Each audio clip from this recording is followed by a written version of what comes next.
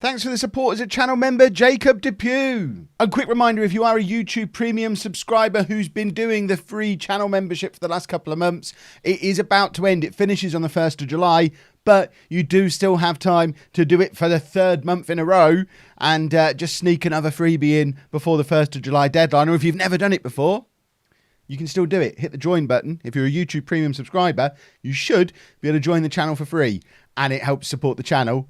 And it's awesome. So big thanks to everyone who's done it so far. And everyone who goes down and clicks that join button now to check it out.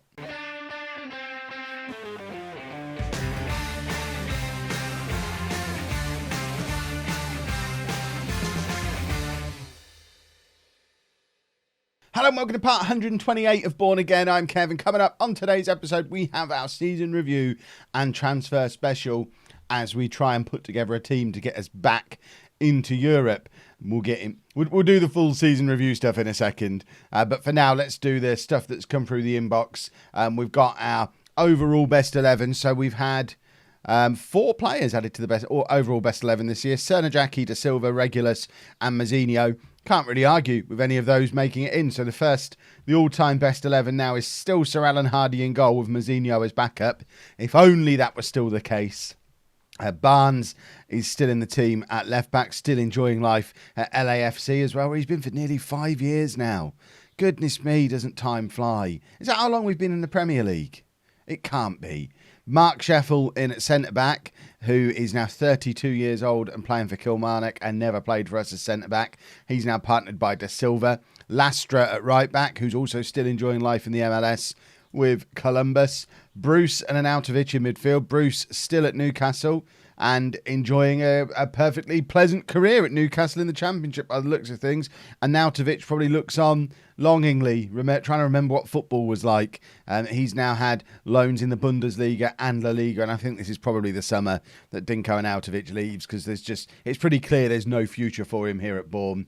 Gomez in the team on the left wing, because he plays on the left wing so often. Robinson in the attacking midfield, Cernajacki on the right, and then Jacob Quinn up front, who, as we know, retired, having never really been able to get into the team anywhere but with us.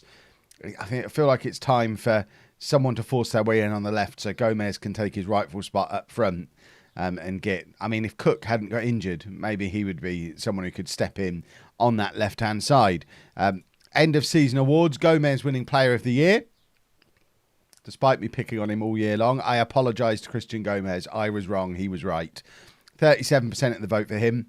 De Silva, runner-up with 28%. Arango, 22% of the vote in third place. I feel like that kind of justifies spending all that money on him, especially because he got signing of the season as well. So, yes, £67 million was a lot to spend, but I think it's pretty clear that it was money well spent, which there was always the worry that it might be not that. Juninho got goal of the season. Let's have a little look at Juninho's goal of the season. So this was when we were playing the 4-3-1-2. Juninho didn't start, so he came off the bench and did this. Let's see what he came off the bench and did. Knowing Juninho, probably came off the bench and did something special. He's picked the ball up just outside of the centre circle and he's slowly working his way past his player, then charging past the next one and scoring I mean, it's not your typical goal of the season. They never are, but it was a very good goal. De Silva picking up Young Player of the Year. Team of the season: Mazzinho in goal.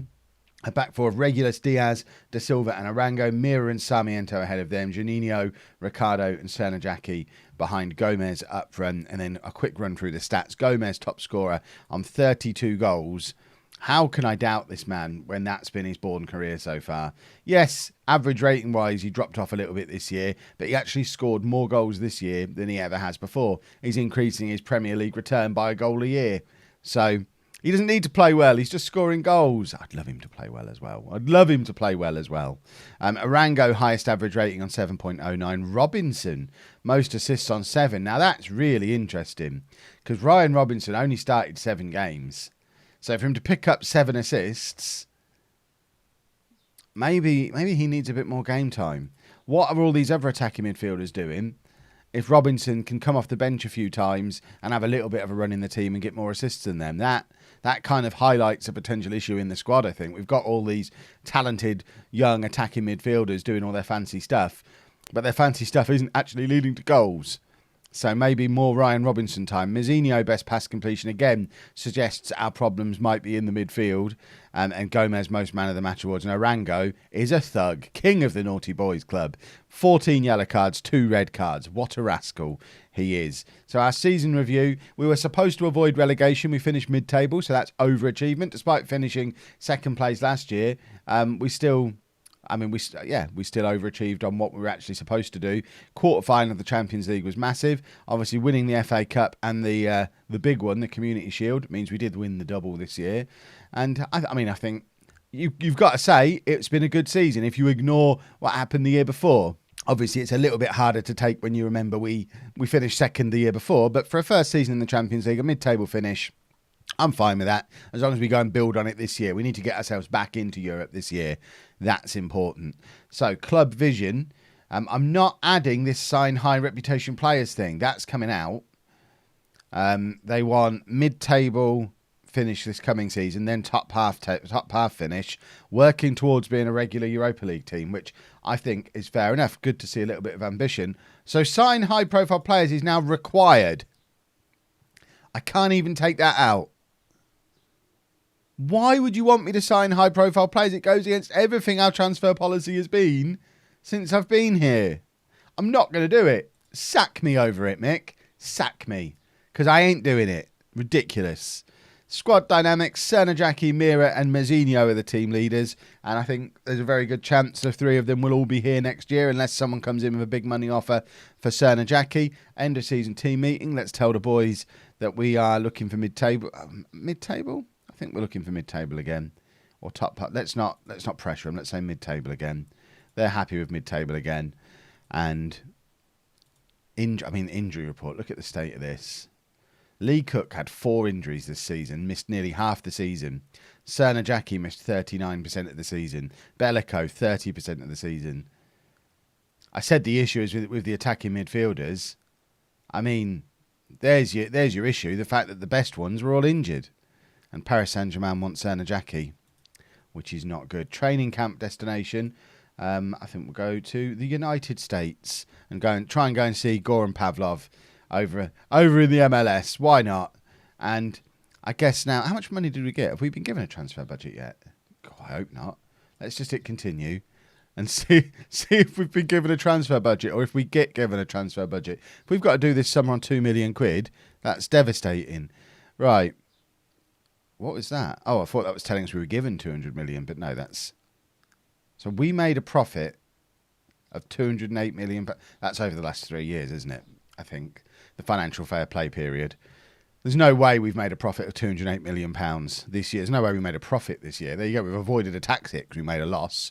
Commercial summary. We've got new deals.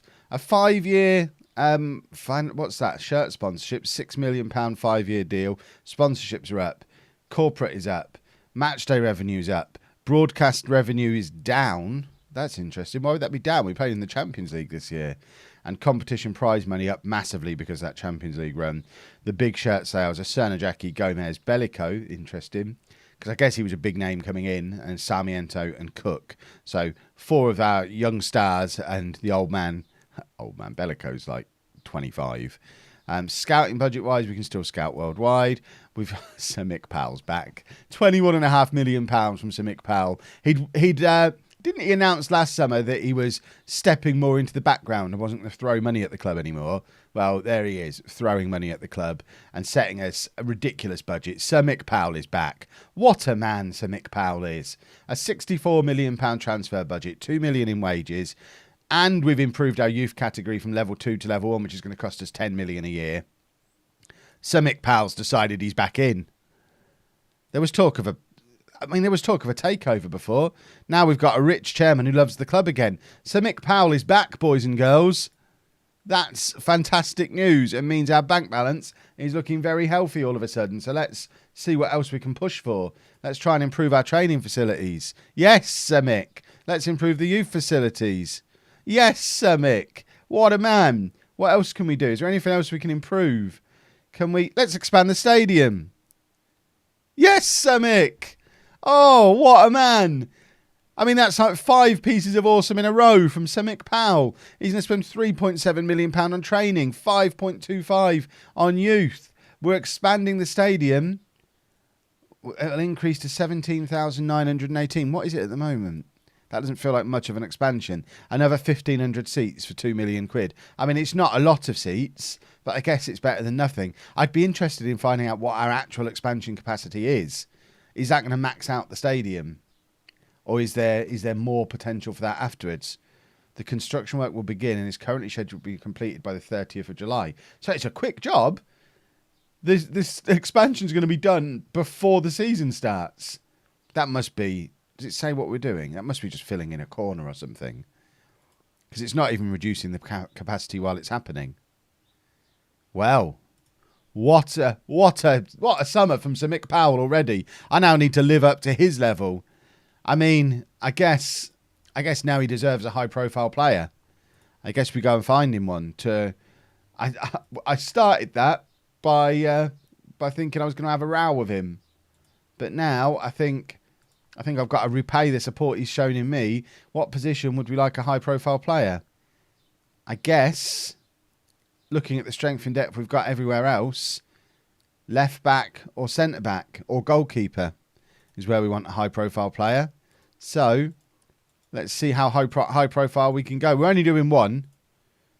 I'm not going to get silly about it, but a high-profile defender, please. I mean, how do we even know if they're high-profile? They're the top scouting recommendations, but they're usually going to be the younger players. So let's say we want a real world-class centre-back. Who's going to be the best one we can buy? I mean, he's 30. I'm not spending £60 million on a 30-year-old. That's mad. He, however, is 24 and is wanted by Arsenal. That feels high-profile. Currently at Bayer Leverkusen. Can play defensive midfield. In fact, he is a defensive midfielder who can play centre-back. That's not ideal. That's not really what we're after. Clement Roger, we can't afford. He's 31 and would cost £126 million. This guy's 22 and would cost £78 million. We've tried to sign him before, Billy Goodakis. I think I tried to sign him before he went to Swansea. That's insane how much his value's gone up. I'm not entirely sure he counts as high profile, though, coming from Swansea. Plus, I mean, they are in the Premier League. Did they get relegated? No. I'm not spending 80 million. This is the problem. I'm not going to spend £80 million on a defender from Swansea. I can't do high profile. Let's see what we can do. Right, folks, we have charged through to the 1st of July. I know normally we go step by step through this, but full disclosure, it's really hot in here today. I just wanted to leave the air conditioning on and get a bulk of this done and get to a decent point where we can have a look at the squad and plan for the rest of the window. So there has been some business done already. As you can see, 3 in, 4 out. Several of these are young players, but Michael Amlang's gone out on loan to Leicester for the season, so he's going to get a full season on loan in the Premier League. And I won't recall him this time. We'll see how he gets on as a Premier League striker. He's still only 21 years old. So if he goes out there and scores 20 goals for Leicester this year, we might finally, like 5-6 years after signing him, give him a run in the team. We'll see. You know what I'm like with Amlang. He just, for whatever reason... Why is the game not... There we go. Leon Henschel's gone as well to Leicester for £22 million. We're also trying to get rid of James Keane. I know I signed a couple of these players because they were homegrown in England players and we needed to fill out that aspect of our squad. My theory is we're not in Europe next year. It's less of an urgent priority now. And there are players who are in our squad who will hit that criteria before we're back in Europe again. So for that reason, we're probably not going to reloan Robinson this year. We can always bring him back again next year if we're back in Europe. But Henschel and Keane can leave and be replaced by better quality players. Let's get some actual quality strength in depth rather than worrying about having English players as our strength in depth. So that's the basis that we brought these 3 players in on. Esteval Pereira is a 23-year-old Brazilian centre-back, already 10 caps for Brazil, 3-star current ability, 4-star potential ability. He's played more games for Brazil than Da Silva has. We spent £25 million on him. He had previously been at Arsenal, where he didn't really make the breakthrough. Went back to Brazil and has now been at a season and a half in Brazil. Got into the full Brazil side. So I think it's time for him to come back and have another go at the Premier League. Does he count as homegrown because of that? No, he doesn't. He didn't quite spend long enough at Arsenal, clearly. You'd think I'd have checked that before signing him, but we all know I didn't. Luca Gilarducci met our high-profile player criteria, so I was able to spend just £25 million on a player who still had a little bit of potential. So this is me giving Sir Mick Powell his payback, and he's everybody's favourite, a right-footed left-back, but who can't really play right back because Football Manager's a weird game. Obviously, this guy can play right back. My goodness. 3.5-star current ability, 4.5-star potential ability. He was at Manchester City, where he never really made it into their first team, presumably because he refused to play right back. But he's theoretically better than Regulus.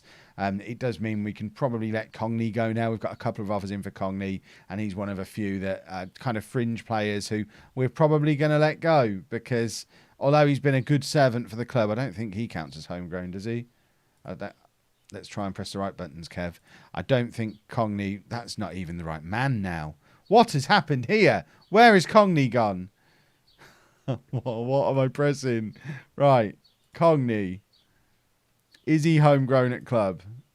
No, because he obviously signed a little bit too late. He was fantastic when he came in the Championship, but Regulus coming in there was always the beginning of the end for Cogney, and year on year he's got fewer and fewer games. We've kind of agreed he's not a left back, but he's also not really good enough as a central midfielder to break into our team either. So Cogney's probably on his way out, and Gilarducci coming in allows that to happen because it means we've got two proper left backs now, and we've also brought in another goalkeeper, another Brazilian goalkeeper no less, Baquita, who's another 3-star current ability Brazilian goalkeeper, exactly the same as Mazinho.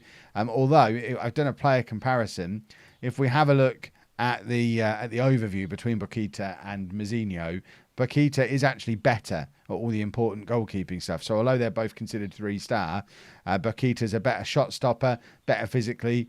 Speed doesn't really matter, I guess, but better mentally. Not quite as good communicating or with distribution, but he's less eccentric. They're equally as good in the air, and he's a little bit taller. So I think Baquita might actually end up being our first choice goalkeeper next year. But we've got two very good Brazilian goalkeepers now that we can choose between. So those little initial ins and outs means that this is our current squad. If we slap the 3-star filter on there, you can see what we've got and what strength we've got in each position. And it's looking like a decent squad. 4 options up front, although Bellico is one of them. I'm very rarely going to play him up front. And then you've got Cernajacki and Bellico on the right wing, Ricardo and Ariel attacking midfield, Ricardo and Cook as left wingers, but I would actually say that's Cook and Zimmerman over there. Zimmerman not quite able to hit the 3-star criteria. Ariel, Ricardo and Sarmiento in midfield. We're probably going to let Arnautovic and Cogney go, as I said before. Mira is still here, so he makes that 4, but obviously Ricardo and Ariel are also on that list. So we probably need at least one more central midfielder. We've got 2 good left backs, 3 centre backs options. De Silva, Diaz, Pereira. Did I show you Pereira? I did. Did I show you Pereira? Yeah, he's the guy who was at Arsenal. So we've got 3 decent centre back options. Probably need another one of them maybe as well. Arango is the only right back, but we have still got Ansong as well who can provide cover for him. And then Mazinho, Baquita in goal, and Sir Alan Hardy as a third choice. In fact, if we stick those 2-star players on, you see that we have actually got a little bit more depth than that implies with some of the fringe players knocking around in some of these other positions. Mira appears that Arango can play central midfield if he has to. We've still got Amisador, Keane. Both of them are probably going to leave. Yeah, I think it's the basis of a decent squad. We've still got money left, although we need to get rid of players before we can really bring anybody else in. And you can see at the moment we've got a bunch of fringe players looking to leave, but also, who on earth is Sergio Monrose, and why is there a £5 million bid in for him?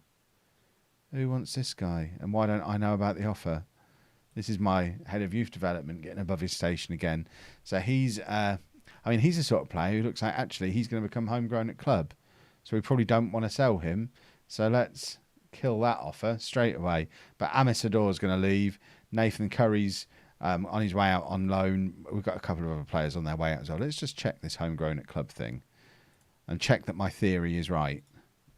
So if we include everybody in all the squads, we've got all these players who, in fact, maybe take the under 18s out, but including the under 23s, these are all the players who are going to become homegrown at club before we're back in Europe again. So Janino, a bunch of other fringe players, but Lavelle, who's a midfielder, Monrose, who we obviously want to be keeping around as well. Both of them hit that criteria. I think it's better to have this guy in our Champions League squad or Europa League squad in 2 years' time rather than James Keane. So on that basis, we keep him. And we keep Alex Lavelle, who actually played a couple of Premier League games for us last year, kind of in and around the squad. But we need to make sure, actually, that we don't loan them out because we don't want to affect their getting homegrown status.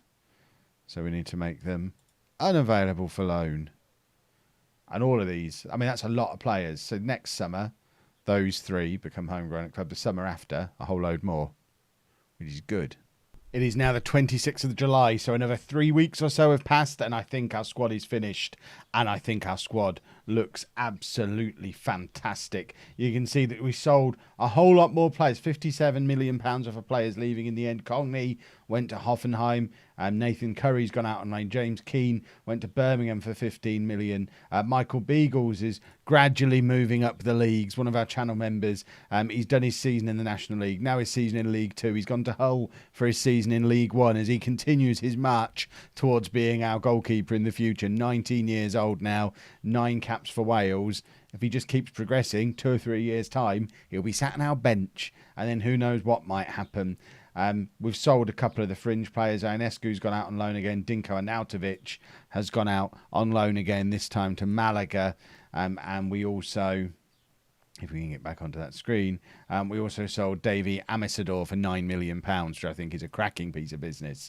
And then we used that money and my usual combination of wheeler dealing and the Never Never to bring in another 5 players. 2 of them are very familiar. I said I wouldn't bring them in, but with selling the likes of Henschel and Keane, our English player contingent was getting pretty low. So we've brought Ryan Robinson on loan again.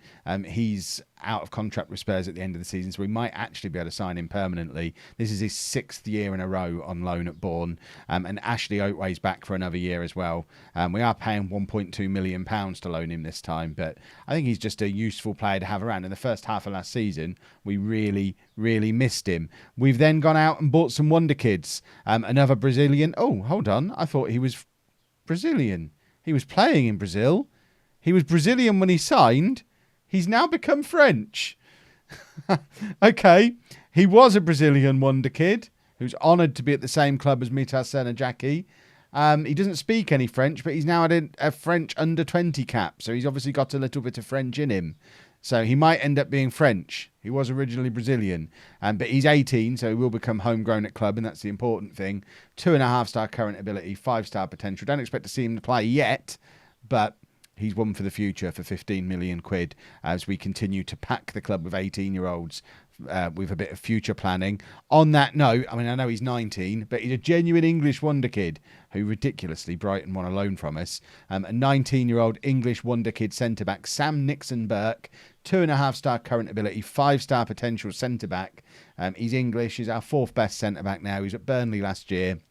I know £35 million is a lot, but you pay what you can for English wonder kids because they're so few and far between. Certainly ones that are available. They usually get hoovered up by the big clubs. So similar to paying a lot for Cook last summer, paying a lot for Nixon Burke is purely because he's English. And then we really made Sir Mick Powell happy because we blew some money on our first elite player, an elite midfielder, Jim Steinman. Even Cernajaki's not at elite level yet. He's still just world class. Jim Steinman, 25 years old, an elite midfielder. Natural box-to-box midfielder, can play defensive midfield as well. 4-star current ability, still has a bit of potential to get better. Was a regular player in the Manchester City team that won the Premier. Did they win the Premier League last year? They certainly pushed. Yeah, they won the Premier League last year. And he was a regular part of that team. And for some reason, they've agreed to part with him for 70 million quid. I ain't going to argue. We have an absolute superstar on our hands, Jim Steinman. And I think the signing of somebody like that hopefully should be enough to convince the likes of Cernajaky that they don't want to be leaving anytime soon. And that now looks like a very, very, very strong squad. The one thing we haven't got is a real outstanding striker. But of course, we know Gomez is better than 3 stars. In fact, we just had the bookies prediction for Premier League top scorer for the year. Bearing in mind Gomez has won it 3 years in a row, wasn't even on the list, wasn't even in the top 6. But if Gomez continues to do what Gomez can do this year, we don't need to worry about not having a 4-star striker. If he does drop off, then we hope that someone like Gervin at 23, or probably more likely Janino, who's only just turned 20, will be the players who step up and become that 4.5-star striker that I think is probably the missing piece of the puzzle now to make this into a Premier League winning side. The Cernajacki situation. He, as you can see, he has got a case of double pink leg, where he does have recurring tight groin and thigh strain injuries, both on his kicking leg. He's left-legged, very one-footed, and he's got 2 weaknesses on his left-hand side. It's a problem. Factor in the fact that Paris Saint-Germain are interested in him, and all sensible parts of me say cash in. But then I look at how he's been getting on in pre-season, and I see that he's got 17 goals from 5 pre-season games so far and 8 assists, and he's averaging a 9.78. He got 5 goals against Pittsburgh, 3 goals against New York Cosmos, 3 goals against Stamford. None of that's that interesting. He scored 3 goals in the 8-0 win over Ajax that we've just done. Now, I don't know how good Ajax are, but they weren't very good in that game. And bearing in mind Sir Alan Hardy plays, Dabac plays. I mean, do you know who he is? I don't know who he is. He played. Cernajacki seems to be back. It's just, is he going to stay fit? And that's a big if. So we're in the Community Shield for the 2nd year running. Let's see if we can retain our trophy. This is the team we're putting out there for the game against Manchester City at Wembley. We're becoming quite the regulars at Wembley now.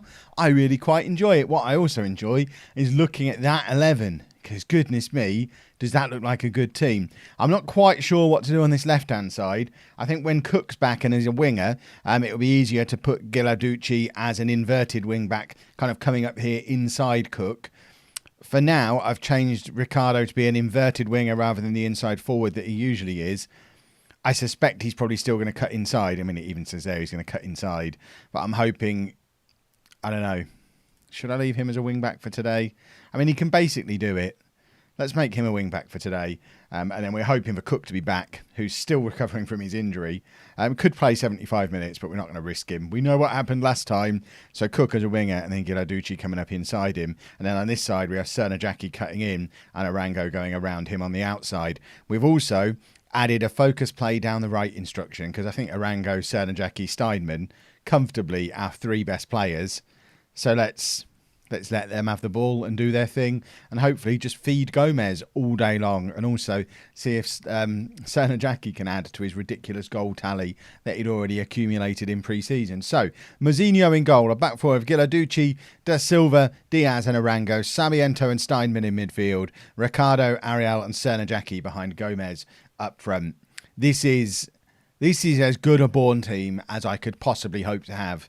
I genuinely don't see how this team could get any better without us spending multiple hundreds of millions of pounds. I don't know who I don't know where I'd upgrade. If I was given another £200 million to spend right now, I do not know what I'd spend it on because I think that team certainly is outstanding. We just have to see if A, we've got the strength in depth, and B, if we're as good as we think we are, because we've just got a goal down after 2 minutes.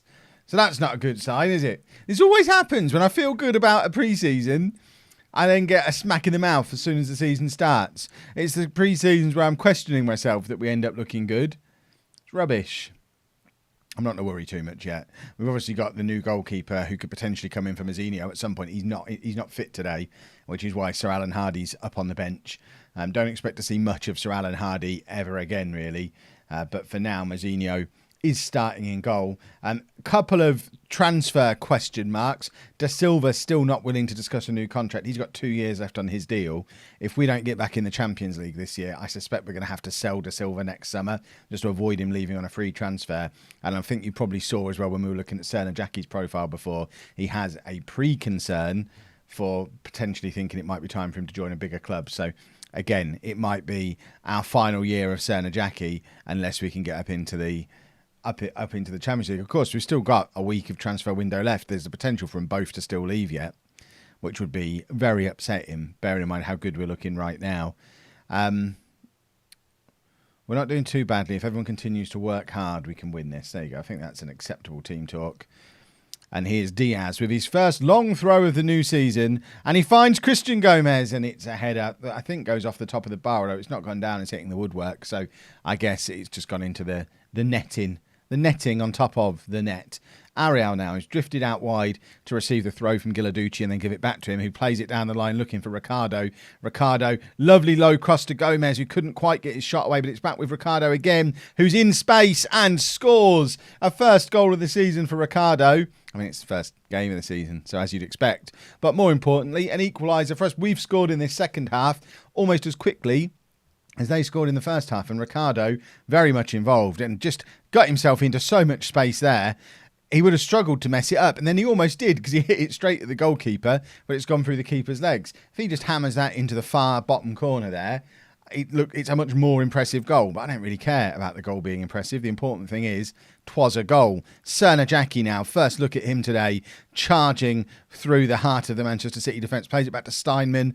Ariel and Steinman just knocking it back and forth between them. Arango's there on the overlap. We've found Jackie instead, and Ricardo is in again here. He's got Giladucci to help him, but he finds Jackie, and Arango from miles out grabs a goal, and that was a beautifully well-worked goal. Our shiny new fullback and wide player combinations looking very, very, very good here. Goodness me. Ricardo's having a game. Ricardo knows his place in the squad is under threat. Even though he's one of our top players, with Cook coming back from injury, Ricardo's going to have to force Ariel out of the team to continue playing regularly. And he's going a long way around. Look, he's going the right way around doing it because Ariel's not having the best of games at all today.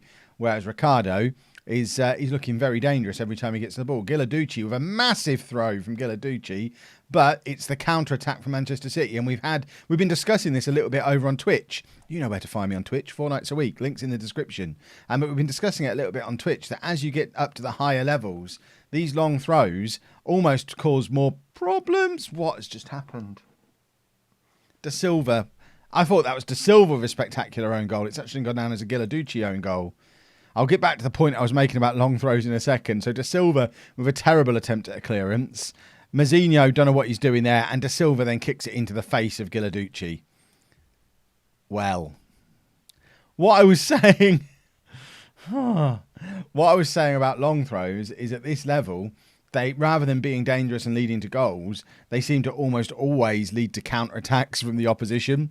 So I think it might be something that I probably don't toy with for much longer.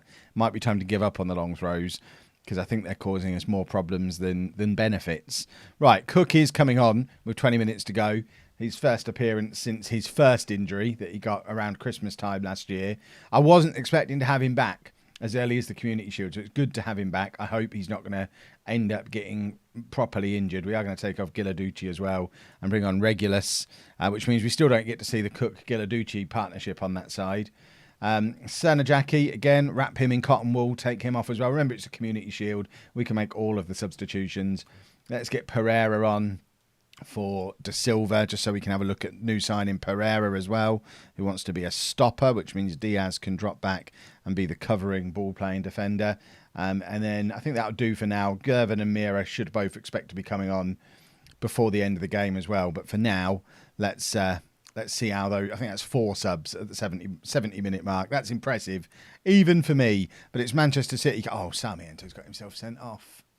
Oh, fiddlesticks. Right.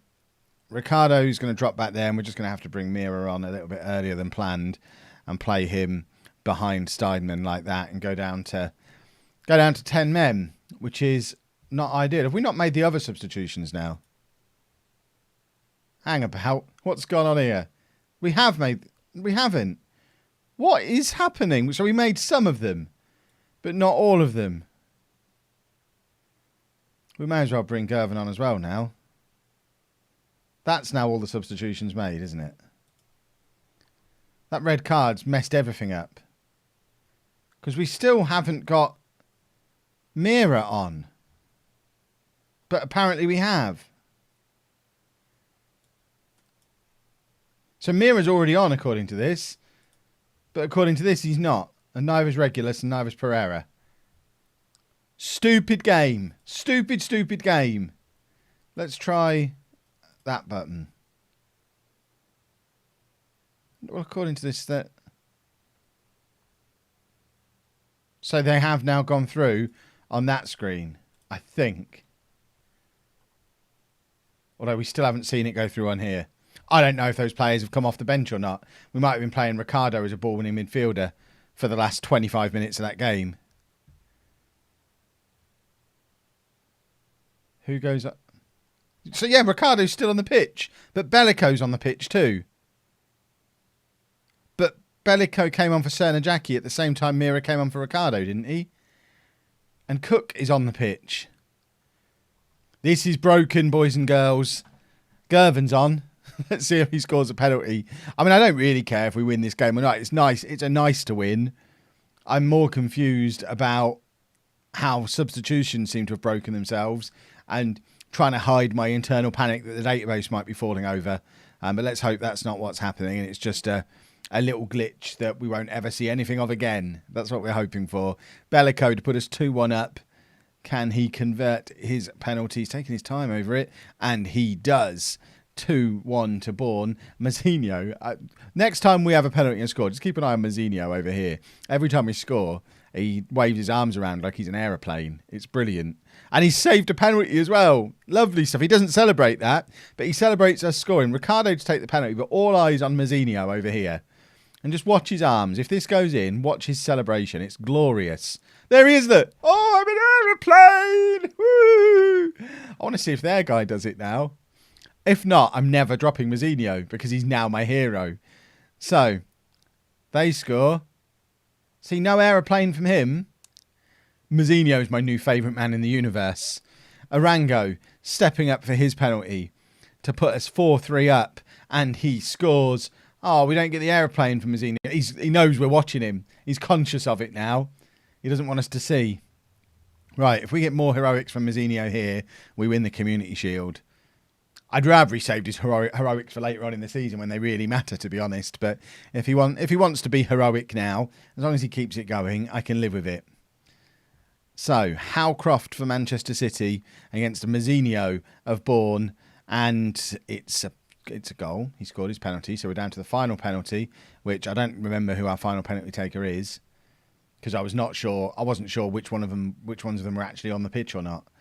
So it's Gilarducci, who, in my mind, I took off half an hour ago, but is apparently still on here. Of course, the former Manchester City left-back, who's right-footed, but looks like he's taking his penalty left-footed. Please take it with your right foot. There we go. Gilarducci, and it's saved. Well. Where do his loyalties lie? Back with Mazzinho then. Mazzinho with the chance to make himself a hero and maybe do the aeroplane celebration one more time. It's what we all want to see. It's what 7,500 Bourne fans are here for. They want to see the Mazzinho aeroplane. Come on now.